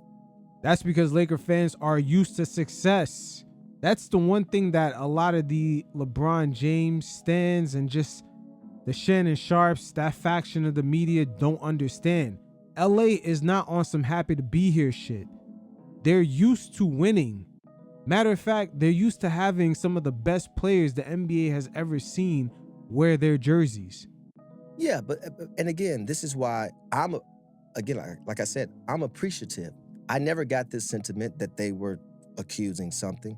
And the reality of it is, you know, all these articles are written and people go on their platforms and things like that. I think a lot of people use it as an opportunity to you know, I'm gonna say something that I always wanted to say or continue to pile on or whatever. But we don't come from that place. And when you say we, who you're referring to? I'm talking about myself. I'm talking about LJ. I'm talking about, you know, Mav our and like team. Yes, the clutch team. Well, they're not all clutch. Right. But I'm saying the LeBron team. Yeah. You know, I play a role. We all play different roles in that regards. But we don't come from that place. When the decision was made to come, it came from a very authentic place. Hey, I want to live in the city. I want to play for this team, despite what anyone has to say. And the other thing is, I definitely believe in my ability to help any team, whether that's go out and get players that I represent or players that I don't represent. I'm a basketball mind at the end of the day. I'm a basketball mind. And anybody that's ever worked with me will tell you that. It's not just about players I represent. I can help. But you would do this for other players if you have a player that you do represent on a given team, yes, or a team that player may wind up on. Yes. You would want to help facilitate that team getting better and fitting in with your player and your player fitting in with him so that the team gets better because it's just better for everyone. Because that's what really representation should be. I can't sit here and say, okay, we have and that goes for all players. And if you talk to any GM around the league, they'll tell you, Rich knows basketball. Rich is not just sugarcoating about his player or any other player. You know, he wants to help us be better. Obviously, I don't have the decisions. And when you talk about power, if that was the case, if we had all this power, then Tyronn Lue would have been the head coach. Interesting point that he brought up Tyronn Lue, because that's something that the media has accused the Lakers of being cheap about, not hiring him as a coach. Even the Lakers right now are pretty good. They're scuffling, they're this, that. They're above 500. They have been without LeBron for a lot of the early part of the season. They have been without Austin Reeves recently. Luka's missed games here and there, and they're still above 500 in an extremely competitive conference. Yeah, listen. Even though LeBron's over 40 and they're still doing pretty good. But I just want to help people understand how this stuff comes about. And it's so crazy. I forgot all about this article was brought to me 2 months ago, maybe more. I forgot all about it because I'm like, I'm not even, and this is the article? Like, okay, great. And when you talk about just how things work, this really had nothing to do with us per se. And I don't get into anybody's family issues. I think they have a billion of ways to figure it out. But I can only go by how I was treated and how we were treated. And that's been great. And it'll continue to be great. And I'll continue to go to I'm a basketball fan. I own seats. You know, it's like, I think people get so obsessed with the drama of it all. And I'm like, listen, man, this is like the media circus of it all is like me riding the Space Mountain. It's like Media Mountain and the Disneyland of the NBA. But at the end of the day, all this is business. But the articles and things, it was just a slow news day. I had this Steve Largent jersey on. See that? Because one thing Steve Largent did is he moved the chains. Let's move the chains. Let's move the chains. At the end of the day, we have been treated great. We will continue to be treated great. I am so happy that Jeanie was able to do what she done, and the value of the team went up, and they did the sold business it for $10 billion. And here's the thing, what I'll close it on. As governor, she won the championship, right? With two guys leading the show. One name was LeBron James, the other name was Anthony Davis. That team also had 4 other clutch clients on that team. So it was 6 out of the 14, whatever the case may be. And we enjoyed ourselves in the bubble. We enjoyed that season, and they won. If I were you, Rich, that is a beautiful thing. If I were you, I would simply say, hey, you don't have to thank us, but a thank you would be appreciated. You're right. You're not making this up. And I saw it before you and I were really dealing with each other a lot, before we had any idea to do a pod together or a show together, before I was on First Take or anything like that. When I was in LA, I saw it from like that point of view. If anyone would have told us back then, hey, Clutch is going to help bring AD and LeBron to the Lakers, and it's going to result in a championship, if I were you, I'd be sitting there going, hey, a simple thank you would be appreciated. Listen, you don't have to, but here's the you know. thing. I don't, Max, I don't need to thank you because I'm shown to thank you every time I walk in the building. It's not about what you say. It's about what you do. All this stuff comes down to how much of a tax are you actually willing to pay? I just saw Mark Lazary on a show the other day, and he said, as an owner of a team, you have two choices to make. Do you want to make money, or do you want to win? And Mark Cuban has said the same thing. Winning and making money is two different things in the NBA. Once again, Jeanie Buss trying to hold the Lakers up to that winning standard that her father had set. In today's NBA is an expensive and very complex task. She cannot hire guys like Rob Pelinka to make that happen. She's going to have the scouting department of a San Antonio Spurs, a Miami Heat, and also a shark of a GM to actually nail on the proper stars to surround those players with.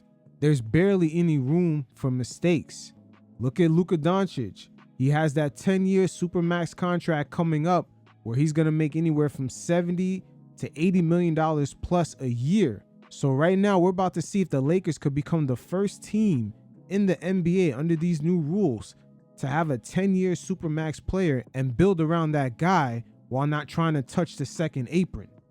So to have a winning formula, it's real complicated in today's NBA, and that's the standard that Jeanie understands with her owning the Lakers and just living up to her father's legacy. It was going to be very complex to have. The Buss family historically loves to hire internal people. And right now they are on the trajectory of success because Mark Walter is going to have that franchise in prime position to get the best of the best of just front office people in the scouting department, analytics, best medical staff, and just kind of restructure this whole Lakers organization to actually put them in a prime window of just being that same team in the 80s that can win consistently. Those were his words, not mine. Sure. I've never owned a team. He has. And so for me in my position as the representation, Joe Lacob wants to win. Joe Lacob wants to win. Joe Lacob wants to win. He'd love to make money, I'm sure, but he wants to win. When the Cavaliers went on that 4-year run to the finals, Dan, I tip my hat to the man. He gladly paid the tax. But his team was winning. They were competing for a championship every year. That right there does not get talked about enough. Even though Dan Gilbert is considered in a quote-unquote small market with the Cavaliers, he was paying that crazy luxury tax bill even 2 to 3 seasons after LeBron James left. I'm making reference to when LeBron James went to LA, not when he went to Miami. So that team with Tristan Thompson and Kevin Love after LeBron James left was paying crazy luxury tax bills.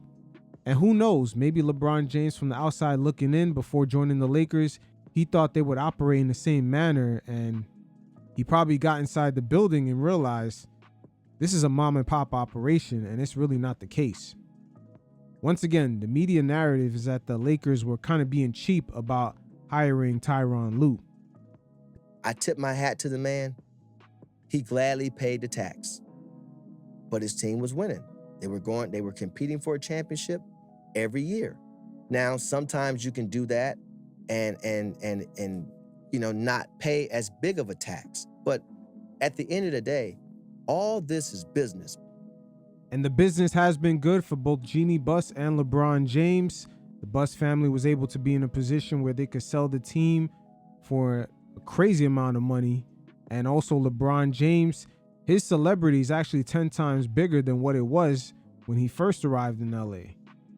That LA market overall has allowed LeBron to extend and grow his media empire, partnering up with Turner Sports and also some multi-international production companies for exclusive rights to some of his behind the scenes coverage. And last but not least, we're going to hear from the man himself, Baxter Holmes, as this article on this Laker dynamic has been hitting the algorithms and causing up a stir. He spoke on the speculation of Jeanie Buss possibly doing a deal outside of her family when it comes to selling this team. You guys check it out, and every once in a while, I'll check in. Of the Lakers, really, for some decades, but certainly in the post-Jerry Buss era, since he passed away in 2013. And the Lakers have been known as a family-run organization, so on and so forth. I've certainly had some people say to me, well, with the sale, there is going to be a transition, and the Lakers are going to be brought up to speed in the modern era, and some of the family drama and these issues are going to be a thing of the past, and whatever the Lakers look like in the future, this is certainly a team that's considered the crown jewel of the NBA and has all these advantages and a massive, massive audience and all these things. Once it's brought up to the modern era speed under Mark Walter, these things are just going to be a feature of the past, and they'll be kind of gone forever. So I've definitely had some people say that to me, that's what this will look like moving forward. But I do think it's important to kind of document how we got to this point, and that's what I tried to set out to do in this story. Well, first of all, I should say that the Lakers declined comment and multiple interview requests for Jeanie Buss and a host of others, including some of the people mentioned, who I was told receives the payments you mentioned. When I first heard about it, and certainly when I was talking to Jeanie and to Johnny Buss about it, the underlying theme kind of leading into that was that they believe and said that it seemed to be that there were private discussions or even negotiations that happened between Jeanie Buss and Mark Walter. And there were questions that some siblings had, I'm told, about whether a sibling could have private negotiations about a sale of the team and then present that as an offer. And the Mark Walters offer was presented as an offer, but certainly when some of these details came out and people understood that, as I reported, that like a Linda Rambis stood to make $24 million or a Kurt Rambis stood to make $8 million, those numbers I'm told are a nod to Kobe Bryant's jersey numbers. That, well, wait a minute, why are these people getting paid out? They're people that are close to you. Why are they these figures? It started to, in some ways, seem that this was not an offer and more of a negotiation. And there were questions of, well, does this violate the trust potentially? Are there, was this done behind closed doors and you're trying to present it as an offer? And so there were a lot more questions about that. And I'm told that Joey and Jesse considered for a time whether to take legal action, to have a judge potentially suss out, what's in the trust, was this done above board, so on and so forth. They didn't do that ultimately. As you mentioned, a majority of the Buss family agreed to sell the team. And it was a unanimous vote ultimately. And that's it. I think also it's probably daunting in some ways to go against Mark Walter in a long legal battle. But at the end of the day, the votes were the votes, and I'm told that Joey and Jesse understood that. But there's still some of those questions remaining, certainly, about the payments. And I heard from others close to the team who those figures stuck out to them. I'll put it that way. When it comes to the two youngest brothers, Jesse and Joey, the way the father wrote up the will, it kind of seems like the team will eventually belong to them, being the fact that they are the youngest siblings almost by 40 years. But some of the things that stuck out in the article was the almost audacity of any of the siblings to get fired even when they do a bad job. In 2017, when Jim Buss was fired, that seemed like it triggered a lot of the internal fighting within the family, because they were really appalled that another family member could actually fire one of the siblings. But at the end of the day, the league, the way it's structured now, guys would actually have to do a good job in their position. Long gone are the days where you could just hire someone just because. All these NBA teams are almost global brands now, and the penalties of failure are a lot higher. So throughout the article, there was not much acknowledgement from Joey and Jesse on just the whole infrastructure of the NBA switching up, and it wouldn't be feasible for things to just remain within the family.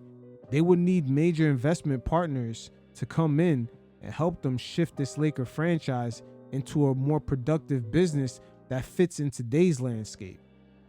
But instead, we got a bunch of just keep it within the family talk, even though the Lakers are their primary business and they're competing with other NBA owners who have businesses outside of their franchises.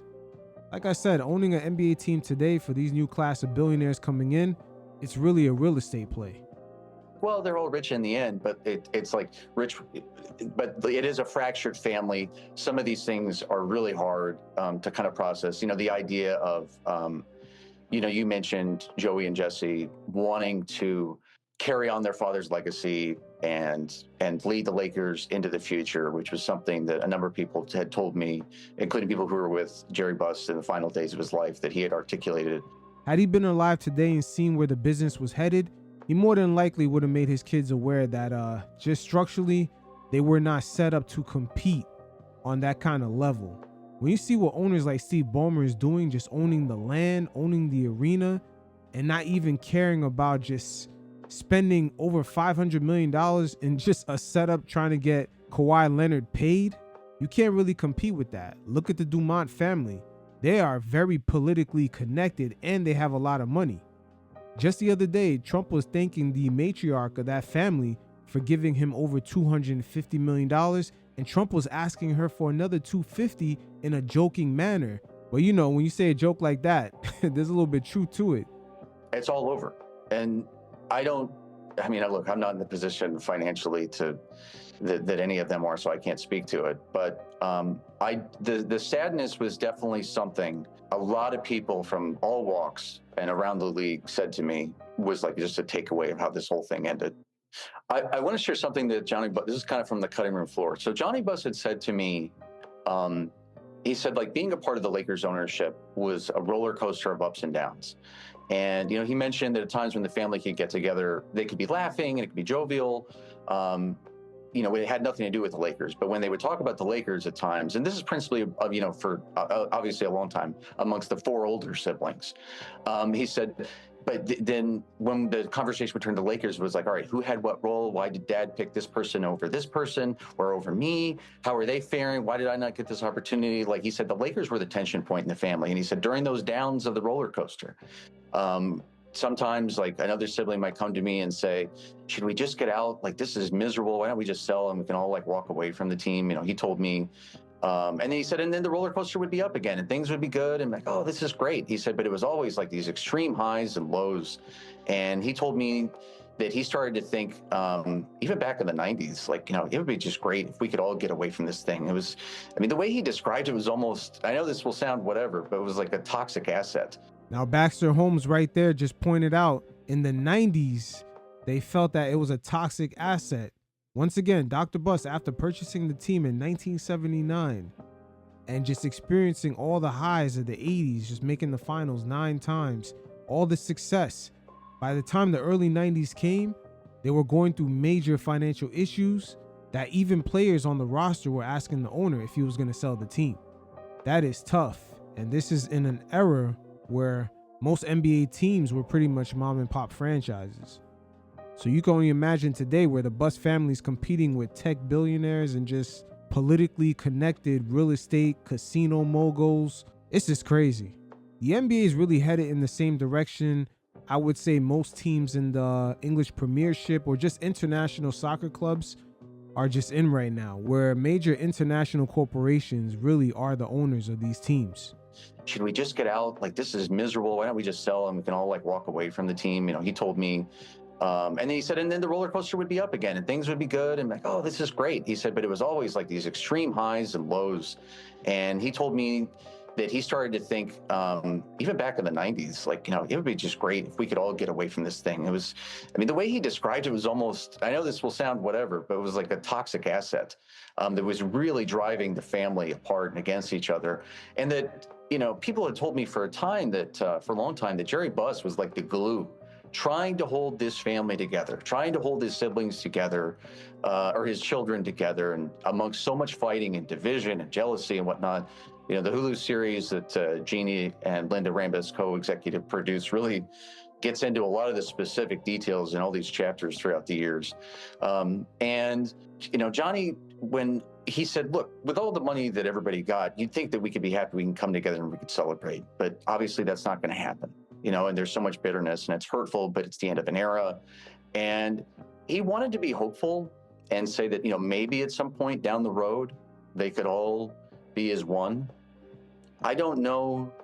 I'm not optimistic that that happens, especially given the way things, you know, went down. When Jeanie Buss was telling me about how, you know, being fired and pleading to resign instead and not being given that option and feeling like a crumpled up piece of paper and then, you know, thrown in the trash. There's a lot of bitterness there, and I don't know that any dollar amount's going to make it go away. So finally, Baxter Holmes touched base on the LeBron dynamic that was sort of inserted into this article. Once again, this is a Cold War tactic right here by Jeanie Buss, as she's countering some of the noise that's coming from that Rich Paul podcast. And LeBron James understands that he is going to get a lot of arrows coming his way in his last year in LA. So why not jump ahead of it? And also, I'm going to say this. Jeanie Buss, as an NBA owner, might not be used to a player having this much power, especially over the media, than she has at this moment. I don't know if some of these celebrities are paying certain firms to be on Forbes's list, but the way the media puts the net worth of LeBron out there, I would say in the past couple years, it's a lot higher than each member of the Buss family.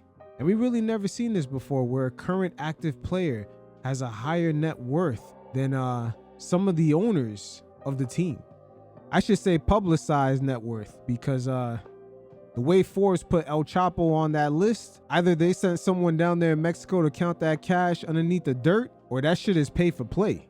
In some years after their championship in 2020, and even after the Western Conference Finals in 2023, people in the organization described, you know, seeing Jeanie sort of change and becoming more consumed with criticism of her or the organization, taking things personally and so on. And what those people said was, we had, you know, Jeanie had been known for in the past turning against people who had been important to the Lakers, important to her, whether it was Jerry West in the past, whether it was firing her own brother, Jim Buss, in 2017. So they had noticed a pattern, and they had seen also that pattern emerge more and more, especially by that time with LeBron James. But the framing of the tension with LeBron was more about Jeanie and a time period of seeing her, as people told me, change. And so that was the framework that we felt it was important to include. You know, look, people in the organization described like seeing Jeanie kind of change and also wondering if she had reached a tipping point, and that all of this, some of the things that you had just mentioned, you know, does she just want to sell and get away from this? And ultimately, that's what happened. And I've had people ask me, like, you know, how does this impact LeBron? Do you see him on the Lakers moving forward? I mean, look, his contract is up after this season. He's 41. I think his health is going to be a huge factor with everything, especially at someone his age and the amount of miles on his body. He's obviously played, for anybody his age, like he's playing at an incredible level. So I don't know where it kind of holds, but certainly as I learned more through my reporting, these things have been going on for a while. It's been a lot. You know, I was standing probably 5 feet away from Magic Johnson when he suddenly resigned from the Lakers. And that remains one of the most, you know, unbelievable is a word that gets thrown around a lot, but that remains one of the most unbelievable like moments of my reporting career. But yes, everything from, you know, some of the things you mentioned to certainly to now, and some of the things I've learned about, and very little of them have anything to do with basketball or with like winning on the court. It's been all these other things. It's been a lot. It's been a lot.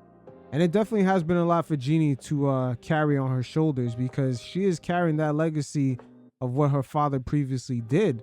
Even the fallout with Magic Johnson just quickly resigning before he was about to get fired from that president of basketball operations role that he was in.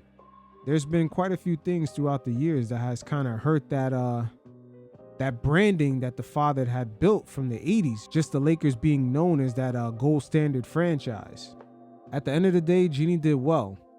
Is that sometimes in life you have to adapt and just evolve. And the NBA right now is almost a multi-billionaire level game.